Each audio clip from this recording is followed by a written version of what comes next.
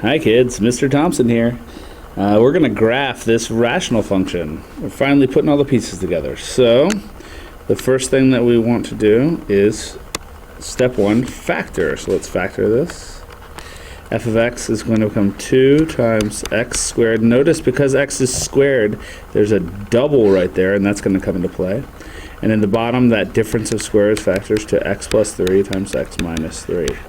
Okay, my second step is to cancel out any holes, but there are no holes because nothing in the numerator and the denominator is the same, so we don't have to worry about the holes. We'll keep working from there. Moving on to step 3, we have 0 or x-intercepts at 0, so we have an x-intercept, and it's a double, and I know it's a double because it's squared at x equals 0, so we'll keep that in mind. Okay, my next step is the y-intercept. I have a y-intercept. If I plug in 0, notice that's also at 0, so at 0, 0, and that makes sense because my x-intercept's at 0, so will my y-intercept be. I have a vertical asymptote at x equals -3 and x equals 3, so 2 different vertical asymptotes. Okay, I'm now going to look for my end behavior asymptote, and remember that I'm looking to see what the leading terms are. And if the leading terms are the same degree, which they are, that's a quadratic in the top and a quadratic in the bottom.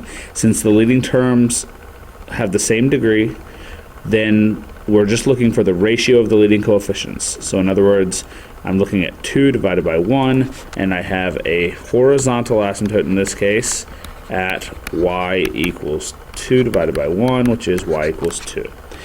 Okay, now, lastly, I'm going to do my sign test. I've got my thing already nicely factored, so let's just go ahead and throw my factors down on the sign chart. At -3, I have a vertical asymptote, and I'm going to give myself a little note there to explain that. At 3, I have a vertical asymptote. And at 0, I have a double root.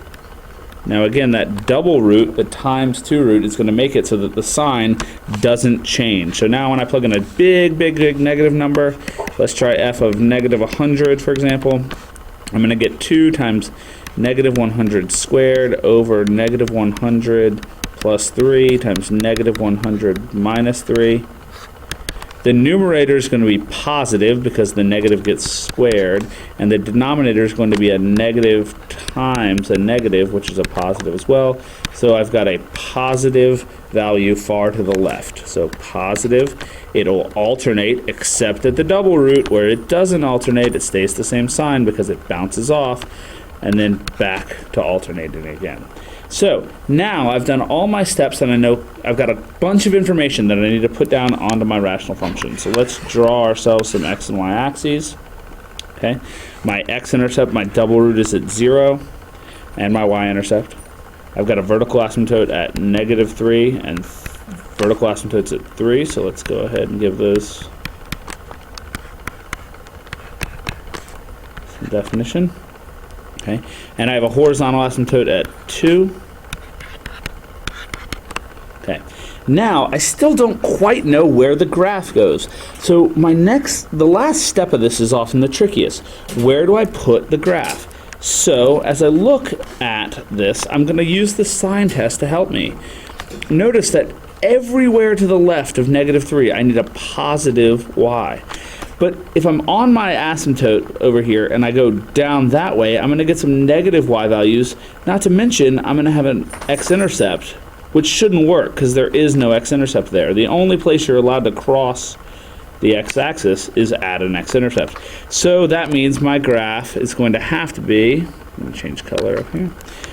It's going to have to be up top here. I can't go down here for, again, 2 reasons. 1, my sign test says that I'm always positive, and 2, I can't cross the x-axis without an x-intercept. Now, since I've got an asymptote and I'm going up one side of the asymptote, I'm going to come from the bottom on the other side.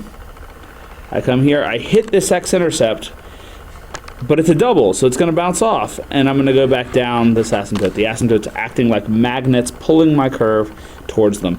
This also makes sense because notice in this section from -3 to 0 and 0 to 3, I have negative signs.